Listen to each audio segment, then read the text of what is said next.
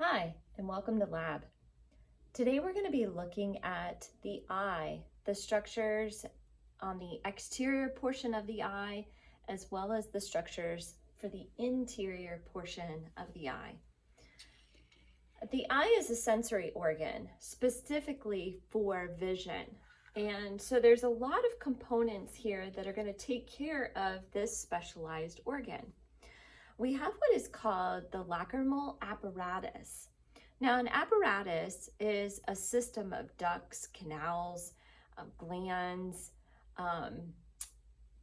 that allow for some action to take place.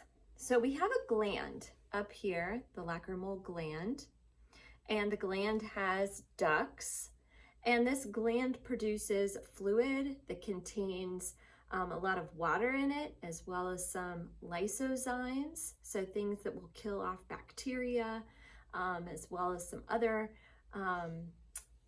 protective proteins, and some ions. So all of that allows for that fluid then to go over top of the eye and basically wash the eye of any of the metabolites, and it keeps the pH at a normal level and all of the rest of the chemistry for the eye in an isotonic situation. So the gland produces that fluid, the ducts release that fluid, it washes over top of the eye, over top of the conjunctiva, which is not seen on this model, nor is the cornea on this model. And so it washes over top of those surfaces, those transparent surfaces, and drains into the punctum. The punctum is a little tiny hole at the corner of the eye, and then that is going to enter into what is called the lacrimal canaliculus. And so that will dump the fluid into the lacrimal sac. The lacrimal sac then is going to drain that fluid down into the inferior portion of the nasal cavity, and most likely that will get swallowed. So it'll go to the back of your nasal cavity, and then it will drain down the back of your throat. So if you think about a situation where you've been crying, or you've got very watery eyes due to an allergy, your nose might run at the same time. And so that fluid that's coming from your nose is actually coming from your eye in those particular situations. I also want to mention on this model that we have some orbital fat. So there's actually a lot more fat around the eye than what is shown on this model. And fat is very important in this orbital cavity to help provide a cushion for the eyeball. I also want to spend some time looking at the extrinsic eye muscles.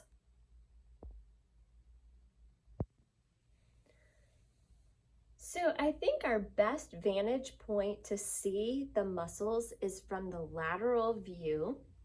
And the extrinsic muscles, there are 6 of them in the human. These are the muscles that are going to control the movement of the eyeball. And so I also want to point out one of the muscles that we learned earlier, which is the levator palpebrae superioris, which is the muscle that helps to open the eye. That muscle is along the top here, so it's the most superficial muscle that you see. And then right underneath that, you see what is called the superior rectus muscle. The superior rectus muscle is innervated by the oculomotor nerve. The most lateral is the lateral rectus muscle, and this is going to be innervated by the abducens nerve. Underneath, we have the inferior rectus, and this is also going to be innervated by the oculomotor nerve. And then up top and at the medial wall, so I'm not sure that you can see this. I'm gonna try and tip this model so that you can see it.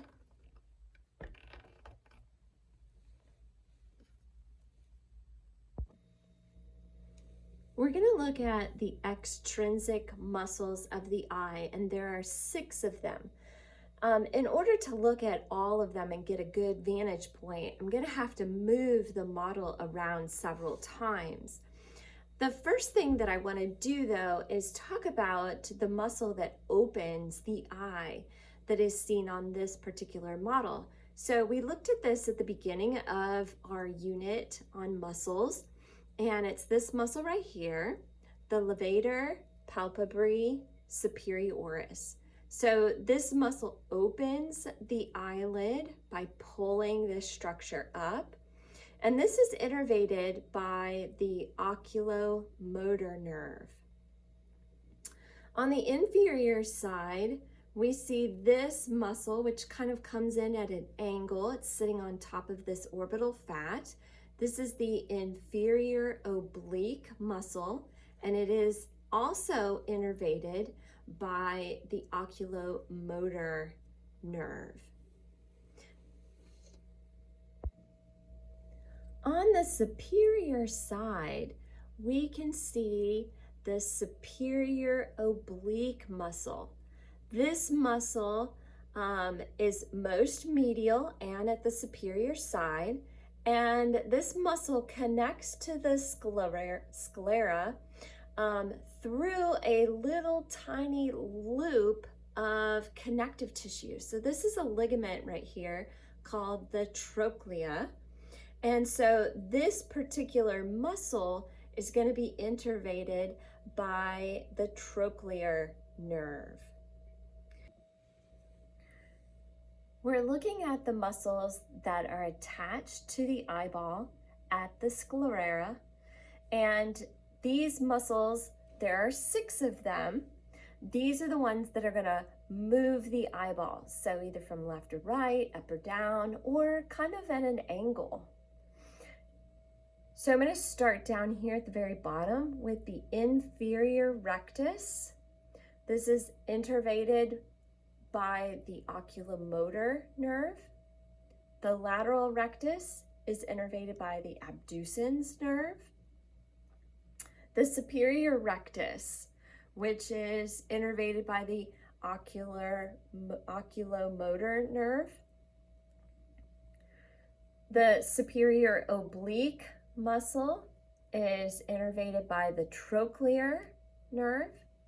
And if we peer inside here, we see the medial rectus, which is innervated by the oculomotor nerve.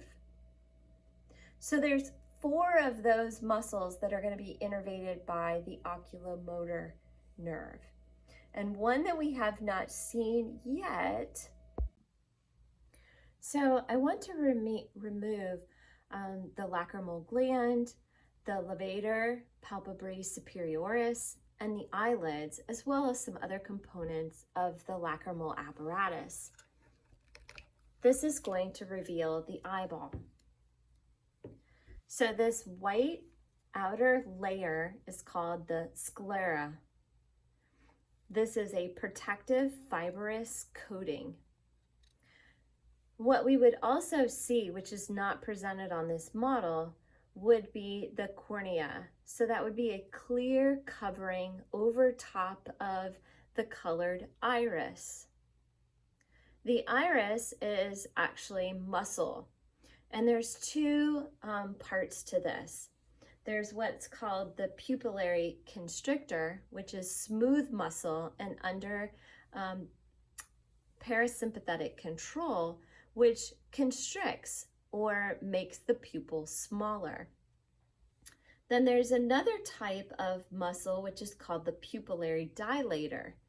And that's going to be of myoepithelial cells arranged in a spoke-like pattern that are under sympathetic nervous system control. And so they dilate the eye. They pull the pupil open larger. If I take off the sclera,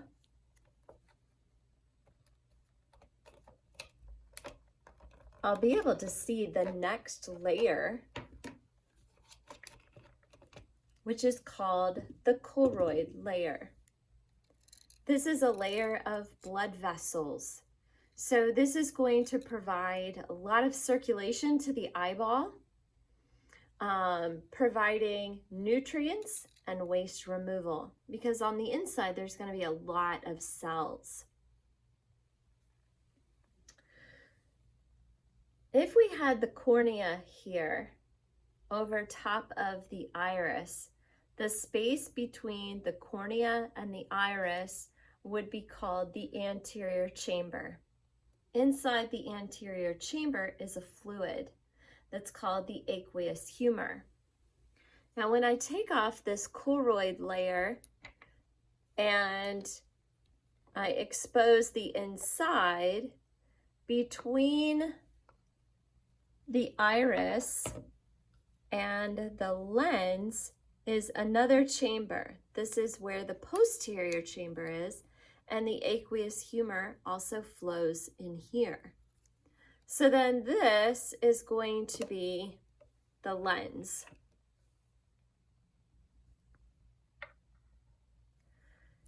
This structure inside is called the vitreous body, or the vitreous humor. So this is more of a gelatinous-like substance, and it gives the eye its shape, so holding everything in place. If I remove this, I can see a couple more structures.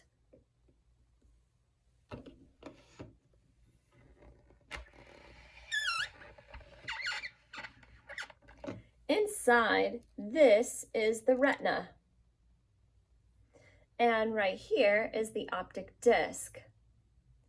All of the retinal cells, their axons lead to this point, and so there is no vision in this particular part of the eye, so it's called the blind spot. And all those axons converge together to form the optic nerve.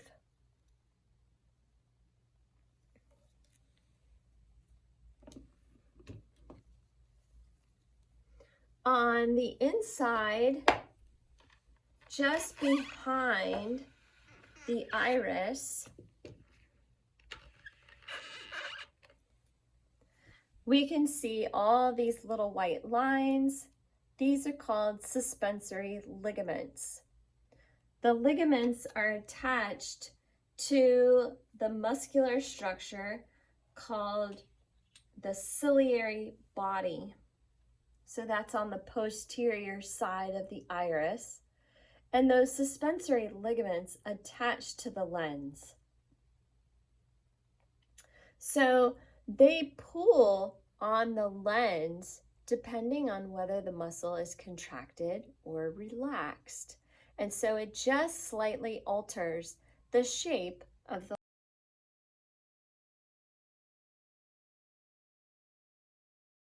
on the superior. So this would be the superior oblique, the superior rectus, the lateral rectus, the inferior rectus, and the medial rectus. And right here, just slightly out of view, is the inferior oblique. So here now you can see the inferior rectus. So again, just review which ones are part or innervated by the ocular motor nerve: superior rectus, medial rectus, inferior rectus, and inferior oblique. The lateral rectus is innervated by the abducens, and the superior oblique is innervated by the trochlea. This model shows a part of the cornea. So this is the clear portion that is a continuation of the sclera, that particular layer. In here, the cells are much flatter and they are more translucent, obviously, so that light can come through the cornea and enter into the pupil. So if I remove the sclera, then I can see the choroid layer, which is highly vascularized.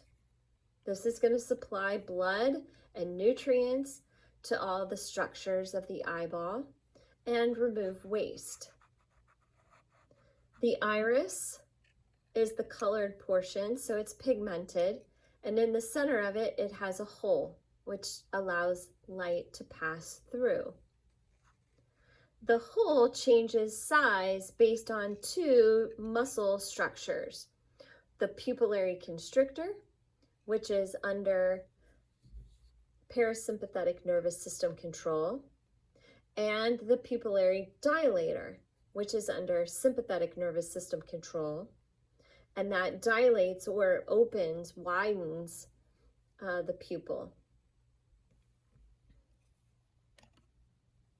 If I open this further, we can see these white lines represent the suspensory ligaments.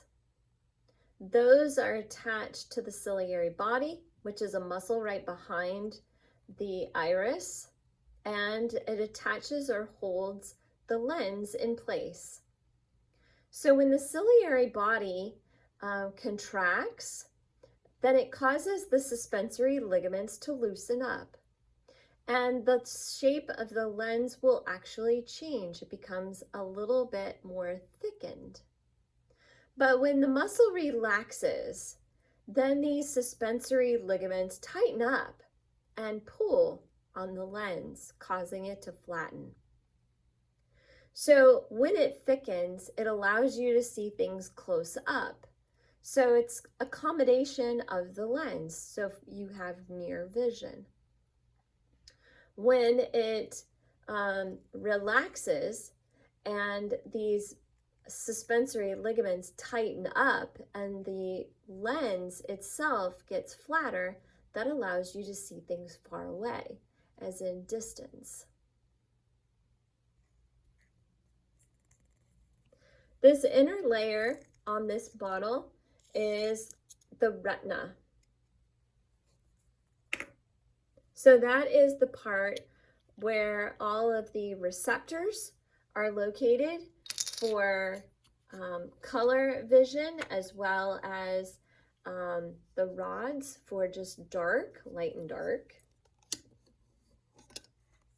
And all of those nervous cells converge their axons right here at the optic disc to become the optic nerve.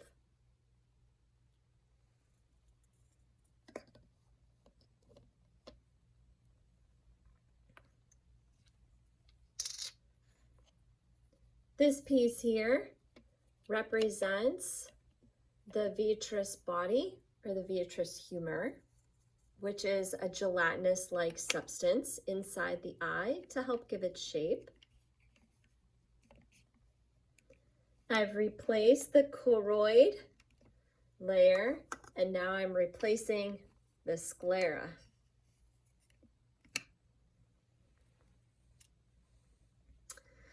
See you next time in lab.